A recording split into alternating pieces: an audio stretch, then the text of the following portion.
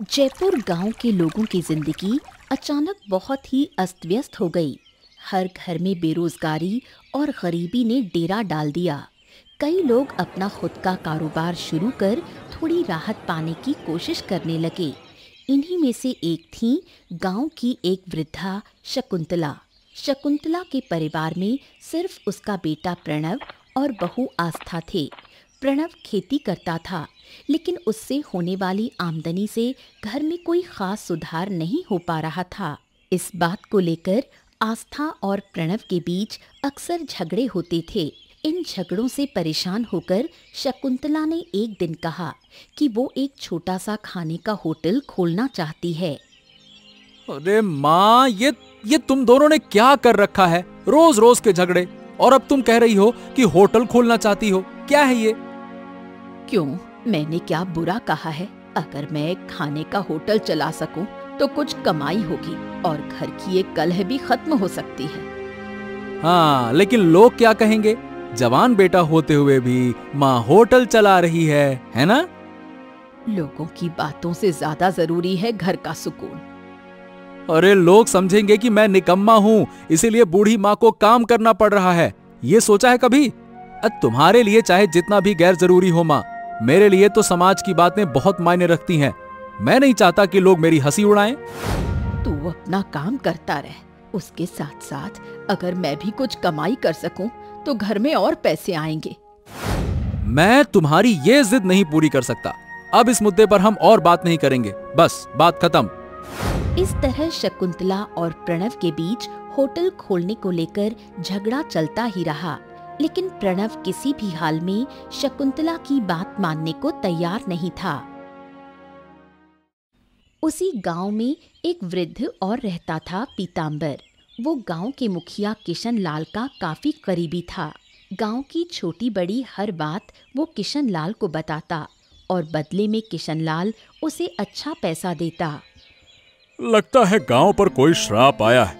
जिस तरह से लोग एक एक करके काम खो रहे हैं, ये किसी अभिशाप से कम नहीं है।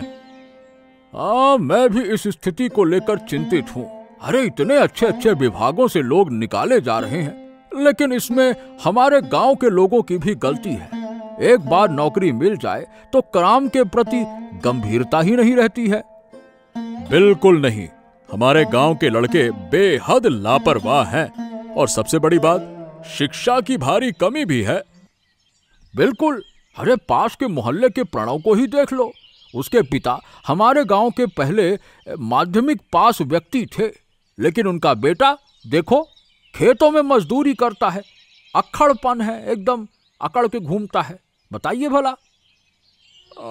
प्रणव के बारे में क्या कहूँ? बचपन से उसकी माँ शकुंतला देवी ने उसे बहुत लाड़ प्यार से पाला है। जब उसने पढ़ाई छोड़ने की बात की तो उन्होंने उसे रोका नहीं।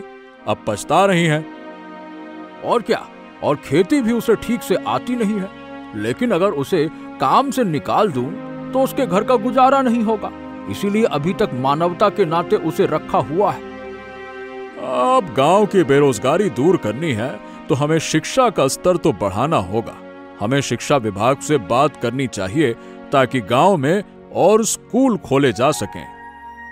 ये आपने कही बिल्कुल सही बात। अभी गांव में सिर्फ 2 स्कूल हैं, उनमें से एक सिर्फ लड़कियों का है, और जब तक और स्कूल नहीं खोलेंगे गांव अज्ञानता में डूबा ही रहेगा। इस तरह गांव के हालात और विकास की बातें करते करते किशनलाल और पीताम्बर का पूरा दिन बीत जाता है। 4 साल हो गए हैं प्रणव की शादी को। शुरू में सब ठीक था, लेकिन जैसे ही घर में तंगी आई, प्रणव और उसकी पत्नी आस्था के बीच रोजाना झगड़े होने लगे। हर दिन जैसे ही प्रणव खेत से थका हारा घर लौटता, किसी न किसी बात को लेकर आस्था उससे झगड़ा करने लगती। वाह वाह, घर आए और नवाबों की तरह लेट गए। कितने दिन से कह रही हूँ कि बाजार से सामान लाना है, लेकिन तुम्हें परवाह ही नहीं। Oh no! सच में आज इतना काम था कि भूल ही गया। लेकिन चिंता ना करो, मैं कल सुबह जाकर ले आऊंगा। क्यों नहीं, तुम तो राजकुमार हो, कष्ट क्यों उठाओगे? मैं तो हूँ इस घर की नौकरानी, मैं ही सुबह उठकर बाजार जाऊंगी। अरे नहीं, तुम काहे जाओगी? मैंने कहा ना, मैं भूल गया था।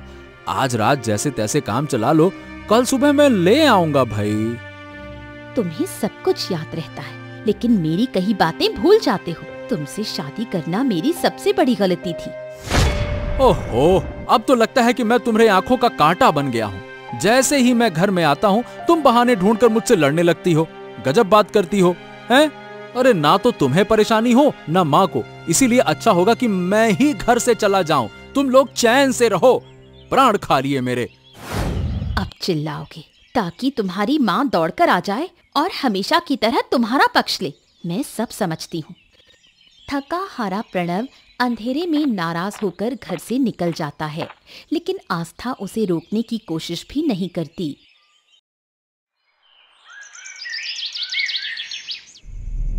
पूरी रात प्रणव घर नहीं लौटा। शकुंतला चिंता में पड़ गई। वो घर से निकलकर उसे हर जगह ढूंढने लगी। रास्ते में उसकी मुलाकात पीतांबर से होती है। पीतांबर बताता है कि उसने रात को प्रणव को मुरली के साथ देखा था। अब तुम चिंता मत करो, प्रणव शायद मुरली के घर पर ही हो, लेकिन अचानक वो घर छोड़कर चला गया। क्या हो गया? दुख की बात क्या बताऊं पीतांबर बाबू। कैसी बहू को घर ले आई जो मेरे बेटे को 2 पल की भी शांति नहीं देती। काम से थककर घर आया था, थोड़ी देर आराम कर रहा था, तभी उसने आकर लड़ाई शुरू कर दी। अब देखो, बिना कारण कोई किसी से नहीं झगड़ता। जरूर दोनों के बीच कोई ना कोई बात तो होगी।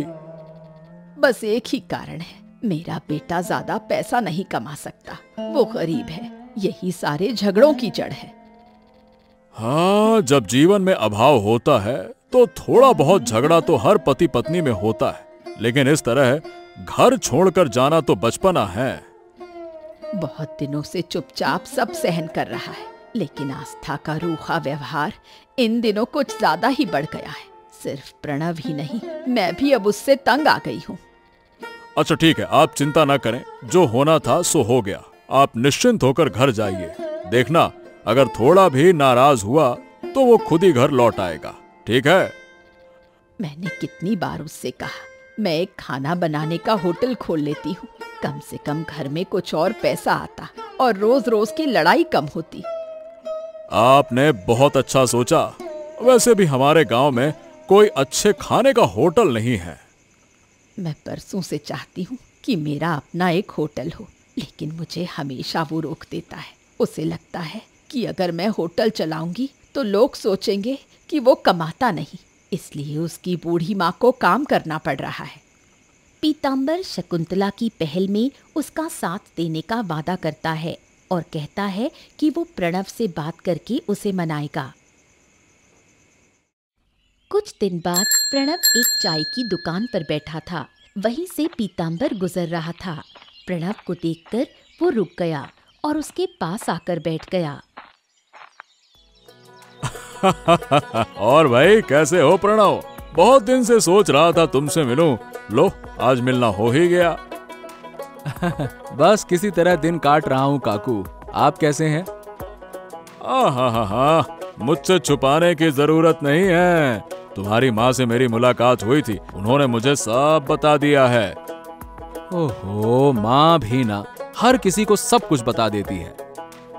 हाँ, मैं तो अपने ही जैसा समझता हूँ तुम लोगों को। तुम कैसी बातें कर रहे हो? अरे तुम्हारी माँ कह रही थी कि वो एक होटल खोलना चाहती है, लेकिन तुम राजी नहीं हो। ये क्या बात हुई? इतने दिनों से इस बात को लेकर मेरे घर में काफी विवाद चल रहा है, लेकिन आप ही बताइए, अब इस उम्र में होटल खोलेंगे तो लोग क्या कहेंगे? बताइए भला। हैं? क्या कहेंगे? अरे तुम्हें इस पर उन्हें प्रोत्साहन करना चाहिए, और अगर वो होटल खोलेंगी तो तुम भी तो वहाँ काम कर सकोगे। खेती की मेहनत भी नहीं करनी पड़ेगी, ये सोचो ना। अरे हाँ, ये तो मैंने कभी सोचा ही नहीं था। एक होटल खोलो, माँ बेटे मिलकर काम करो, देखना अच्छे दिन जरूर आएंगे। हम गांव वाले हमेशा तुम्हारे साथ हैं। पीतांबर की बातों ने प्रणव को सोचने पर मजबूर कर दिया। वो शकुंतला के साथ मिलकर एक होटल शुरू करने का विचार करता है। शकुंतला की तरह गांव में एक और बुजुर्ग महिला थी, बिमला। वो भी अपने बेटे मुरली और बहू शारदा के साथ रहती थी। बिमला बहुत जलनखोर स्वभाव की थी और अपनी बहू शारदा के साथ बहुत बुरा व्यवहार करती थी। इतनी देर लगती है क्या थोड़ी सी चाय बनाने में? 1 घंटे से चाय मांग रही हूँ और अब लेकर आई हो। अब मुझे चाय नहीं पीनी। माँ, चूल्हे पर दूसरी चीजें पक रही थी, इसलिए चाय बनाने में थोड़ा समय लग गया। जब बना ही दी है तो पी लीजिए। मैंने एक बार मना कर दिया ना, अब क्या तुम मुझसे जबरदस्ती करोगी? माँ, मैं आप पर जबरदस्ती क्यों करूँगी? अगर आप ही नहीं पिएंगी तो चाय फेंकनी पड़ेगी। दूध और चीनी सब बर्बाद हो जाएगा। ओहो, तो तुम मुझसे ये कहना चाहती हो कि मैं ज्यादा खाती हूँ, मेरे कारण ज्यादा खर्चा होता है और इसलिए तुम्हें घर चलाने में दिक्कत हो रही है। माँ, आप मुझे गलत मत समझिए, मैंने ऐसा कुछ भी नहीं कहा। रहने दो, तुम कब क्या कहती हो मैं सब जानती हूँ। तुम्हें तो लगता है कि मेरे इस घर में रहने से तुम्हारा नुकसान हो रहा है ना? नहीं माँ, आपके रहने से हमें कभी कोई परेशानी नहीं हुई और ना ही होगी। गलती मेरी है, माफ कर दीजिए। आपको चाय नहीं पीनी तो मत पीजिए। रहने दे बेटी, गलती मेरी थी जो तुमसे चाय मांगी। आज के बाद इस घर में मैं कभी चाय नहीं पीऊंगी। शारदा की मामूली बातों को बिमला जानबूझकर तूल देती है और झगड़ा शुरू कर देती है, लेकिन शारदा के लिए ये कोई नई बात नहीं थी। वो चुपचाप वहां से चली जाती है।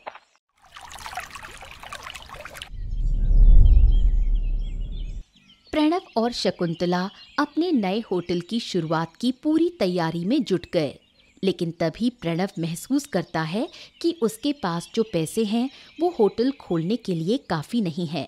उसे और पैसों की ज़रूरत है।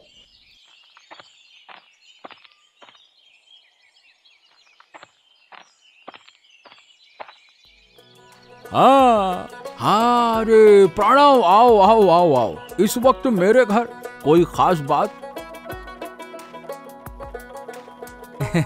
ए बाबू, मैं सालों से आपकी जमीन जोतता आ रहा हूँ, आपके लिए काम करता आ रहा हूँ। पिताजी के गुजर जाने के बाद आपने हम सबको बहुत सहारा दिया। तुम्हारे पिताजी बहुत अच्छे इंसान थे, हम साथ में पढ़े थे। जब उनका निधन हुआ, मैंने प्रण लिया था कि तुम्हारे परिवार को जब भी जरूरत होगी मैं हमेशा साथ में खड़ा रहूंगा। अब तक तो हर मुश्किल घड़ी में आपने हमारा साथ दिया। अब पहली बार जिंदगी में एक बड़ा कदम उठाने जा रहा हूँ। एक छोटा सा होटल खोलने का फैसला लिया है। इसके लिए बस थोड़े से पैसों की जरूरत है। अरे, ये तो बहुत अच्छा निर्णय है। तुम बताओ कितने पैसों की जरूरत है? मैं जितना हो सके मदद करूंगा, बताओ। होटल शुरू होने के बाद अगर आमदनी अच्छी हुई तो मैं जल्द ही आपके पैसे लौटा दूंगा। अरे, पैसे लौटाना बात की बात है। अभी होटल की शुरुआत और उसका संचालन सही से करो। अगर तुम लोग तरक्की करते हो तो मुझे बहुत खुशी होगी। इसलिए वो किशन लाल से उधार लेने का सोचता है। किशन लाल की मदद से शकुंतला और प्रणव ने किसी तरह एक छोटा सा भोजनालय खोल लिया। जो भी आर्थिक मदद की जरूरत थी सब उन्हें किशन लाल से मिल गई। प्रणव का बचपन का दोस्त मुरली, जिसके साथ उसकी बहुत अच्छी दोस्ती थी। दोनों साथ में खेतों में काम करते थे। दोनों के घर में तंगी थी, लेकिन जब से प्रणव ने शकुंतला के साथ मिलकर होटल शुरू किया वो अपने काम में बहुत व्यस्त हो गया। शकुंतला के हाथों का स्वादिष्ट खाना इलाके में मशहूर होने लगा। होटल में भीड़ बढ़ने लगी और धीरे धीरे प्रणव का घर आर्थिक रूप से सुदृढ़ हो गया। लेकिन उसकी ये तरक्की देख मुरली के मन में जलन पैदा हो गई। अरे, ये क्या पकाया है तुमने? हर रोज बेस्वाद खाना, बकवास खाना। अरे, कुछ अच्छा नहीं बना सकती क्या? घर में जो है वही तो बना रही हूँ। तुम्हारी थोड़ी सी आमदनी में क्या राजसी खाना बनेगा? मैं आज भी छोटे से खेत में काम करके मुश्किल से कमा पा रहा हूँ, और उधर प्रणव और उसकी माँ होटल खोलकर अमीर बन बैठे हैं। मैंने भी सुना है उनका होटल बहुत अच्छा चल रहा है। चलो ना, एक दिन हम भी जाकर देखें।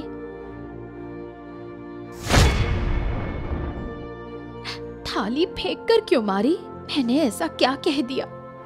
अरे प्रणव और उसकी माँ मिलकर बिजनेस कर रहे हैं, इससे तुम्हें इतनी खुशी क्यों हो रही है समझ नहीं आता मुझे। दिमाग खराब करके रखा है सबने। मैं तो बस कैजुअली कह रही थी। और फिर प्रणव दादा तो तुम्हारे दोस्त हैं, उनके सफल होने पर तुम्हें तो खुश होना चाहिए। जानती हो सबसे ज्यादा तकलीफ कब होती है? जब वो दोस्त जिसके साथ तुम बचपन से बड़े हुए हो, एक ही हालात में रहे हो, अचानक से तुमसे कहीं ज्यादा आगे निकल जाए और तुम वहीं के वहीं रह जाओ। ये कहकर मुरली घर से बाहर निकल जाता है।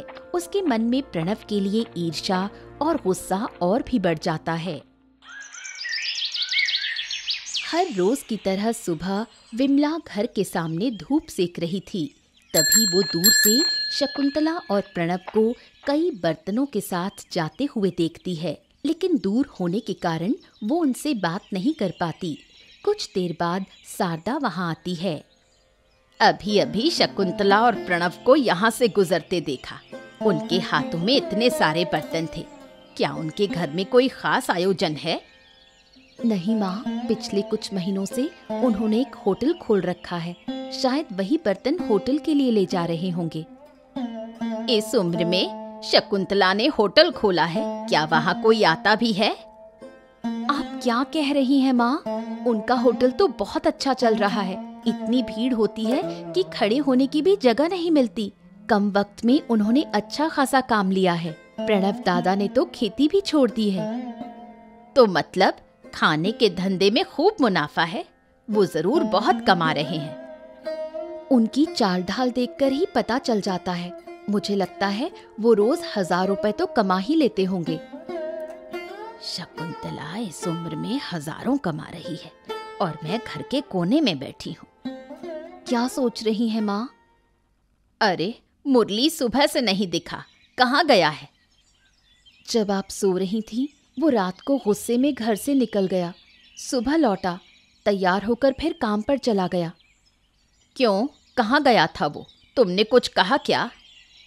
नहीं माँ, आप तो जानती है ना, प्रणव दादा उनके बहुत अच्छे दोस्त थे। लेकिन जब से उन्होंने पैसे कमाने शुरू किए हैं तब से बात भी कम होती है। शायद इसी सब का असर है उन पर। शारदा की बातों से विमला के मन में भी ईर्ष्या की आग जल उठती है। शाम का समय था। मुरली काम से लौट रहा था। रास्ते में ही प्रणव का होटल था। मुरली उसे देखता है और पास आता है, लेकिन प्रणव को देखकर मुरली गुस्सा हो जाता है। इतने महीने हो गए होटल खोले हुए, तू एक बार भी मेरे होटल में आया नहीं। क्यों रे मुरली? मेरे पास तेरे जैसा सौभाग्य कहाँ, जो दिन भर बैठा रहता है और लोग आकर पैसे देकर चले जाते हैं। बहुत मेहनत करनी पड़ती है, इसीलिए खेत छोड़कर कहीं और जाने का समय ही नहीं मिलता। अरे ऐसी बातें क्यों कर रहा है मुरली? सही तो कह रहा हूँ। नया व्यापार, रोज हजारों की कमाई। है तेरे जैसा सुखी आजकल कौन है भाई? लेकिन मैंने कभी इसका घमंड नहीं किया मुरली। बचपन से साथ में पढ़ाई की, साथ काम किया, और आज तू कितने पैसों का मालिक बन गया और मैं अब भी एक साधारण किसान रह गया। बता भला। ए मुरली, तेरी बातें सुनकर तो मुझे बहुत ईर्ष्यालु लग रहा है। तू ऐसी बातें ना कर रे।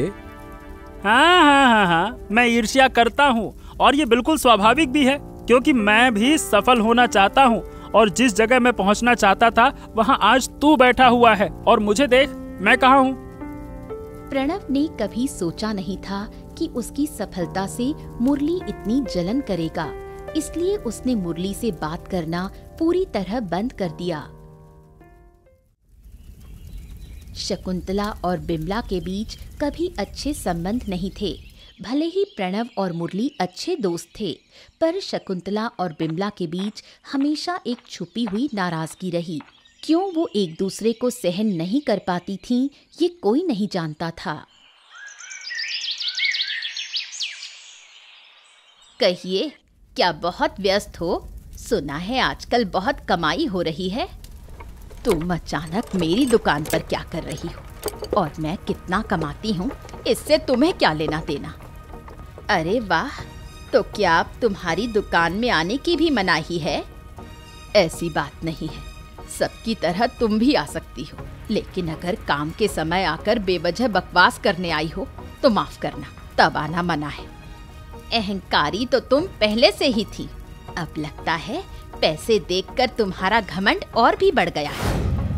हो सकता है बढ़ गया हो, इस उम्र में मेहनत करके कमाई कर रही हूँ, सफल बिजनेस चला रही हूँ, मुझे घमंड करना शोभा देता है। क्या सोचती हो कि इस उम्र में सिर्फ तुम ही होटल खोलकर सफल हो सकती हो और कोई नहीं कर सकता? जरूर कर सकता है, लेकिन उसके लिए मेहनत, आत्मविश्वास और हिम्मत चाहिए। सफल व्यापार करना सिर्फ खड़े खड़े दूसरों को नीचा दिखाने जितना आसान नहीं। क्या तुम मुझे अपमानित कर रही हो शकुंतला? क्या केवल तुम्हारे पास ही आत्मविश्वास है? क्या मैं असमर्थ हूँ? क्या मैं कुछ नहीं कर सकती? तो फिर बातों से नहीं, अगर हिम्मत है तो करके दिखाओ। अगर तुम में साहस है तो मुझे टक्कर दो। ठीक है, आज तुम्हारी हर एक बात मैं याद रखूंगी और बहुत जल्द तुम्हें दिखा दूंगी कि मैं तुमसे भी अच्छा होटल चला सकती हूँ। इस तरह की बहस के बाद विमला ने तय कर लिया कि वो भी एक होटल खोलेगी। शकुंतला के अपमान का बदला लेने और अधिक कमाई करने के इरादे से मुरली और बिमला ने एक नया होटल खोल लिया। प्रणव के होटल को टक्कर देने के लिए उन्होंने कुछ विशेष व्यंजन अपने मेन्यू में जोड़े। शुरुआत में ग्राहक कम थे, लेकिन धीरे धीरे उनका होटल लोकप्रिय होने लगा। दूसरी ओर प्रणव के होटल की मांग कुछ कम हो गई, जिससे शकुंतला चिंतित हो गई। कितना अच्छा चल रहा था हमारा काम, रोज 1000 रुपए की कमाई होती थी, और जब से वो शैतान बिमला और मुरली ने होटल खोला है, सब लोग वहीं चले जाते हैं। होटल खोलने के समय से ही मुरली मुझसे जलता था, अब वो मुझे नुकसान पहुंचाने के लिए जानबूझकर होटल चला रहा है। बताओ भला। अगर ऐसे ही सब ग्राहक उनकी तरफ चले गए तो हमारी दुकान बंद करनी पड़ेगी, व्यापार में नुकसान होगा। माँ, किसी भी हाल में होटल बंद नहीं किया जा सकता। बहुत कर्ज लेकर हमने इसे शुरू किया है।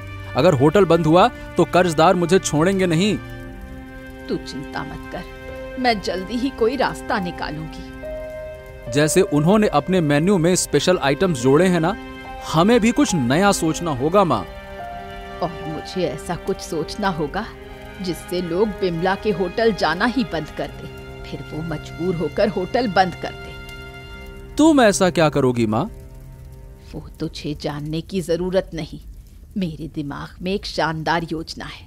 अगर उसे सही से अंजाम दिया जाए तो वो दोनों माँ बेटे होटल बंद करके भागने को मजबूर हो जाएंगे। पर माँ, कहीं ऐसा ना हो कि उन्हें नुकसान पहुंचाते पहुंचाते हम खुद ही फंस जाएं। तू फिक्र मत कर, मैं हूं ना। ऐसा खेल खेलूंगी कि सांप भी मरेगा और लाठी भी नहीं टूटेगी। कई हफ्तों बाद एक व्यक्ति जिसका नाम परेश था, बिमला के खाने के होटल में आता है। वो एक प्लेट बिरयानी लेता है। बिरयानी खाते खाते वो जानबूझकर उसमें एक कीड़ा डाल देता है और जोर जोर से चिल्लाने लगता है। ओहो, ये क्या मुसीबत है भाई! होटल का मालिक कहाँ है? जल्दी यहाँ आइए, आज तो आप लोगों की खबर लेनी ही पड़ेगी। अरे देखो देखो सब लोग, ये क्या है? अरे क्या हो गया, क्या हो गया? आप इतना चिल्ला क्यों रहे हैं? अरे क्यों चिल्ला रहे? क्या अच्छे खाने के नाम पर लोगों को बेवकूफ बना रहे हो? देखिए, आपकी बिरयानी में कीड़ा मिला है, कीड़ा। शायद आपसे कोई गलती हो रही है। हम बहुत ही साफ सफाई से खाना बनाते हैं और हमेशा कोशिश करते हैं कि अपने ग्राहकों को गुणवत्तापूर्ण खाना परोसें। हमारे खाने में कीड़े निकलने का सवाल ही नहीं उठता। ओह अच्छा, तो आप कहना चाहती हैं कि मैं झूठ बोल रहा हूँ। मैंने जानबूझकर इसमें कीड़ा डाल दिया और आप लोगों को बदनाम कर रहा हूँ, यही कहना चाहती हैं ना आप? बताइए। अरे माँ चुप रहो, मैं बात कर रहा हूँ ना। आप लोग तो बस लोगों को धोखा देकर पैसे कमा रहे हो। आप लोगों के खिलाफ कानूनी कार्रवाई होनी चाहिए, आपको पुलिस के हवाले होना चाहिए। हाँ देखिए ऐसा मत कीजिए, हम आपको हर्जाना देने को तैयार है ना। आप चिंता मत करिए। ये लीजिए। मुरली परेश को 1000 रुपए हर्जाना देता है। परेश पैसे लेकर चला जाता है, लेकिन बिमला को शक होता है। वो परेश का पीछा करती है और कुछ दूरी पर देखती है कि परेश शकुंतला के होटल में दाखिल हो रहा है। बिमला चुपचाप एक कोने में जाकर उनकी बातें सुनने की कोशिश करती है। जैसा तुमने कहा था मैंने वैसा ही किया। उन माँ बेटों को ऐसा डराया कि उनका चेहरा देखने लायक था।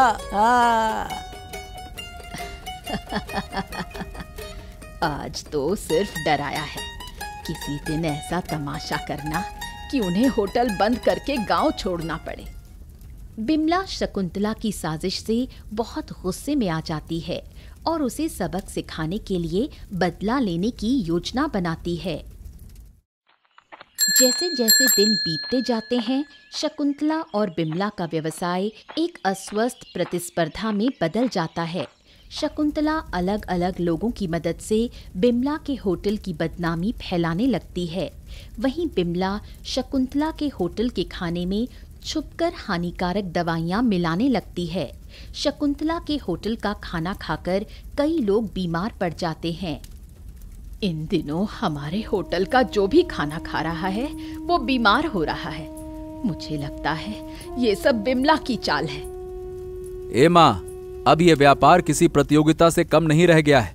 कभी तुम बिमला काकी के पीछे, कभी वो तुम्हारे पीछे। क्या इस तरह से व्यापार होता है क्या? बताओ भला। अगर वो मुझे परेशान ना करती तो मैं भी कुछ ना करती। मैं तो बस अपना काम कर रही थी। मैंने तो उसे कहा था कि यही काम मत करना। अरे मुझे बहुत चिंता हो रही है। इस तरह से तो किसी दिन हमारा होटल बंद हो जाएगा। हम करेंगे क्या? हमारी सबसे बड़ी बाधा है बिमला और मुरली। अगर होटल को बचाना है तो हमें उनके होटल को रास्ते से हटाना होगा। अरे तो लेकिन हम उनका होटल कैसे हटाएंगे? एक तरीका है। आज रात जब वो होटल बंद करके चले जाएंगे तब हम उनके होटल के पास जाएंगे। फिर क्या करना है मैं तुझे वहां जाकर बताऊंगी। ए माँ, ये तुम्हारे दिमाग में चल क्या रहा है? देखो, हमको तो बहुत डर लग रहा है। मतलब कहीं हम किसी मुसीबत में ना फंस जाएं। कुछ नहीं होगा, मैं हूं ना, मुझ पर भरोसा रख। आज रात सब खत्म कर देंगे। शकुंतला की योजना के अनुसार रात को प्रणव और शकुंतला बिमला के होटल के सामने पहुंचते हैं। शकुंतला के कहने पर प्रणव होटल में तोड़फोड़ करता है। उसी समय 2 पुलिस वाले वहां से गुजरते हैं। वो शकुंतला और प्रणव को रंगे हाथों पकड़ लेते हैं और थाने ले जाते हैं।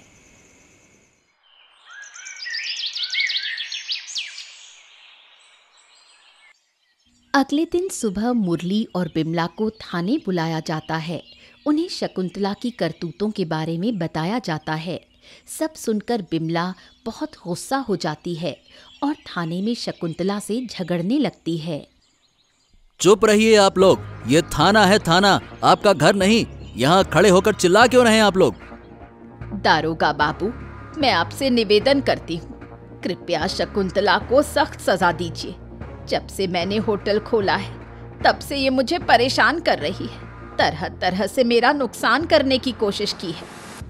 ये सिर्फ मेरी ही गलती बता रही है। इसने भी मेरे होटल के खाने में जहर मिलाकर लोगों को बीमार किया है। इस बारे में कुछ नहीं कह रही। जो आप कह रहे हैं, क्या उसका कोई गवाह या सबूत है? आप दोनों ने एक दूसरे को नुकसान करने की कोशिश की है।